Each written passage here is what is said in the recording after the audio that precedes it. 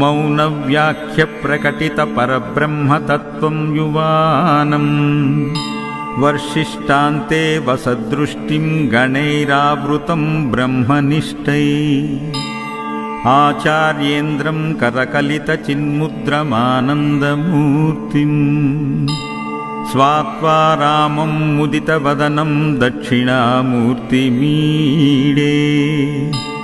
विश्वं दर्पणदृश्यमाननगरीतुल्यं निजान्तर्गतं पश्यन्नात्मनि मायाया बहिरिवोद्भूतं यथा निद्रया यः साक्षात् कुरुते प्रबोधसमये स्वात्मानमेवाद्वयम् तस्मै श्रीगुरुमूर्तये नम इदं श्रीदक्षिणामूर्तये।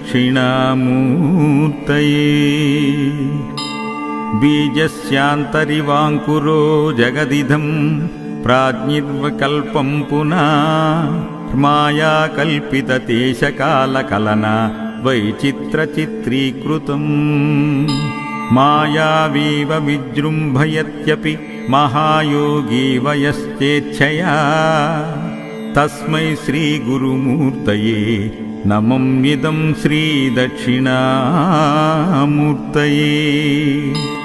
यस्तैव स्फुरणं सदात्मकं मसत्कल्पार्धकं भासते साक्षात् तत्त्वमसीति वदवचसा यो बोधयत्राश्रितान् यत्साक्षात्कारणात् भवेन् पुनरावृत्तिर्भवाम्भोनिधौ तस्मै श्रीगुरुमूर्तये नम इदं श्रीदक्षिणामूर्तये। नानाचिद्रघटोदरस्थितमहादीपप्रभाभास्वरम् ज्ञानयस्य तु चुक्षरादिकरणद्वारा बहिः संदते जानामीति तमेव बान्धमनुबाध्ये तत्समस्तं जगत् तस्मै श्रीगुरुमूर्तये नम इदं श्रीदक्षिणामूर्तये। देहं प्राणमपीन्द्रयण्यापि चलां बुद्धिं च शून्यं विदु त्रिबालाण्डजडोपमास्त्यः मितिभ्रान्ता भृशं वादिना मायाशक्तिविलासकल्पितमहाव्यामोहसंहारिणे तस्मै श्रीगुरुमूर्तये नम इदं श्रीदक्षिणामूर्तये।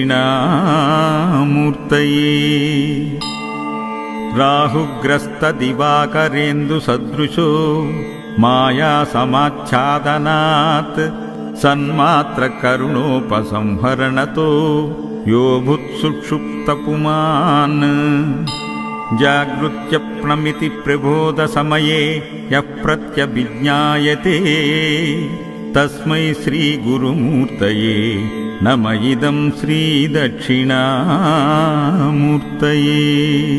बाल्यादिष्यपि जाग्रदादिषु तदा सर्वास्वस्थास्वपि व्यावृत्तास्वनुवर्तमानमिहमित्यन्तस्फुरन्तं सदा स्मात्मानं प्रकटीकरोति भजतां यो भद्रया मुद्रया तस्मै श्रीगुरुमूर्तये नम इदं श्रीदक्षिणामूर्तये।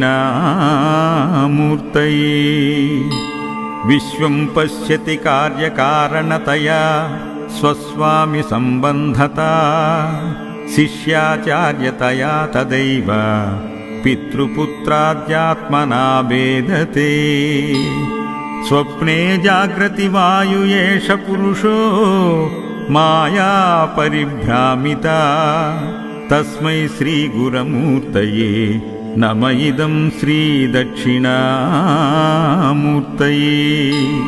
घोरं भास्यनलो नीलोऽम्बरमहर्नादो हिमांशुपुमा नित्या भाति चराचरात्मकमिदं यस्त्वैव मूर्त्याष्टकम् नान्यत् किञ्चन विद्यते विमृशतां यस्मात् परस्माद् विभो तस्मै श्रीगुरमूर्तये नम इदं श्रीदक्षिणामूर्तये।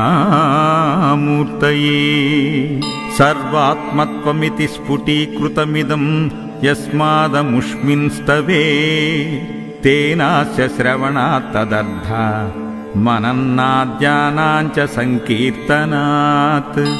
सर्वात्मत्वमहाविभूतिसहितं स्वाद्वीश्वरत्वं स्वत्वसिद्धतेत्। तत्पुनरष्टदा परिणतं चैश्वर्यमव्याहतं वटविटपि समीपे भूमिभागे निषण्णम्। सकलमुनिजननां ज्ञानदातारमारात् त्रिभुवनगुरुमीशं श्रीदक्षिणामूर्तिदेवं। जननमरणदुःखच्छेद दक्षं नमामि।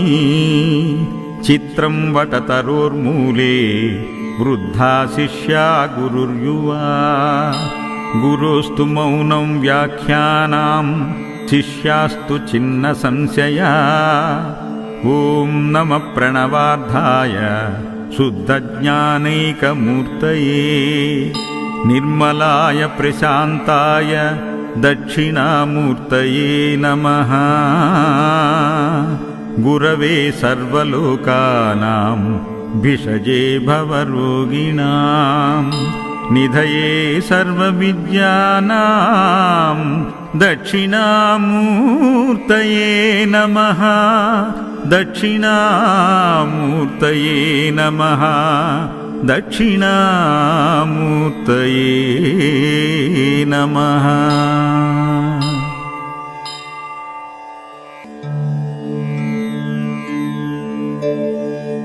मौनव्याख्यप्रकटितपरब्रह्मतत्त्वं युवानम् वर्षिष्टान्ते वसदृष्टिं गणैरावृतं ब्रह्मनिष्ठैः। आचार्येन्द्रं करकलितचिन्मुद्रमानन्दमूर्तिम् स्वात्वा रामं मुदितवदनं दक्षिणामूर्तिमीडे।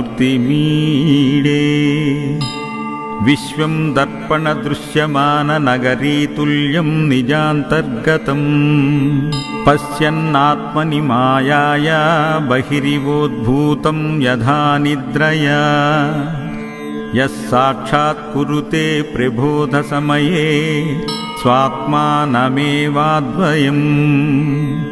तस्मै श्रीगुरुमूर्तये नम इदं श्रीदक्षिणामूर्तये। बीजस्यान्तरिवाङ्कुरो जगदिदं प्राज्ञिर्विकल्पं पुनः मायाकल्पितदेशकालकलना वैचित्रचित्रीकृतम्।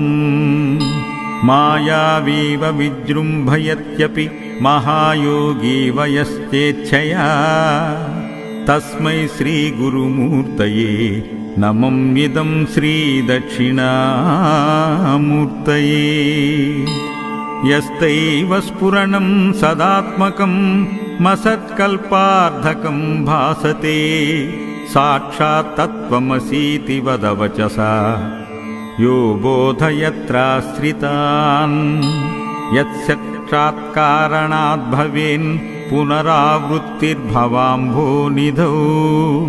तस्मै श्रीगुरुमूर्तये नम इदं श्रीदक्षिणामूर्तये।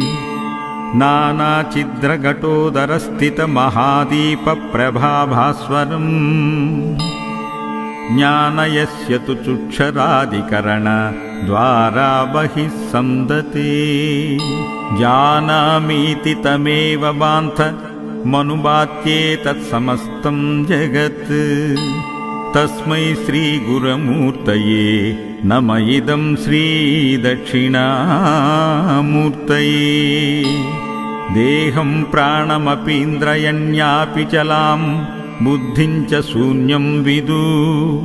त्रिबालाण्डजडोपमास्त्यः मितिभ्रान्ता भृशं वादिना। मायाशक्तिविलासकल्पितमहाव्यामोहसंहारिणे। तस्मै श्रीगुरुमूर्तये नम इदं श्रीदक्षिणामूर्तये राहुग्रस्तदिवाकरेन्दुसदृशो मायासमाच्छादनात् सन्मात्रकरुणोपसंहरणतो यो भूत्सुषुप्तपुमान् जागृत्यप्नमिति प्रबोधसमये यः प्रत्यभिज्ञायते तस्मै श्रीगुरुमूर्तये नम इदं श्रीदक्षिणामूर्तये बाल्यादिष्यपि जाग्रदादिषु तदा सर्वास्वस्थास्वपि व्यावृत्तास्वनुवर्तमानमिहमित्यन्तस्फुरन्तं सदा स्मात्मानं प्रकटीकरोति भजतां यो भद्रया मुद्रया तस्मै श्रीगुरुमूर्तये नम इदं श्रीदक्षिणामूर्तये विश्वं पश्यति कार्यकारणतया स्वस्वामि सम्बन्धता शिष्याचार्यतया तदैव पितृपुत्राद्यात्मना भेदते स्वप्ने जाग्रति वायु एष पुरुषो माया परिभ्रामिता तस्मै श्रीगुरुमूर्तये नम इदं श्रीदक्षिणामूर्तये भूरं भास्यनलो नीलोऽम्बरमहर्नादो हिमांशुपुमा नित्या भाति चराचरात्मकमिदं यस्त्वैव मूर्त्याष्टकम् नान्यत् किञ्चन विद्यते विमृशतां यस्मात् परस्माद्विभो तस्मै श्रीगुरुमूर्तये नम इदं श्रीदक्षिणामूर्तये सर्वात्मत्वमिति स्फुटीकृतमिदं यस्मादमुष्मिंस्तवे तेनास्य श्रवणात् तदर्थ मनन्नाद्यानाञ्च संकीर्तनात् सर्वात्मत्वमहाविभूतिसहितं स्वाद्वीश्वरत्वं स्वत्वसिद्धतेत् तत्पुनरष्टदा परिणतं चैश्वर्यमव्याहतं वटविटपि समीपे भूमिभागे निषण्णम् सकलमुनिजननां ज्ञानदातारमारात् त्रिभुवनगुरुमीशं श्रीदक्षिणामूर्तिदेवं जननमरणदुःखच्छेद दक्षं नमामि चित्रं वटतरोर्मूले वृद्धा शिष्या गुरुर्युवा गुरोस्तु मौनं व्याख्यानां शिष्यास्तु छिन्नसंशया ॐ नमः प्रणवार्धाय शुद्धज्ञानैकमूर्तये निर्मलाय प्रशान्ताय दक्षिणामूर्तये नमः गुरवे सर्वलोकानां भिषजे भवरोगिणां निधये सर्वविद्यानां दक्षिणामूर्तये नमः दक्षिणामूर्तये नमः दक्षिणामूर्तये नमः।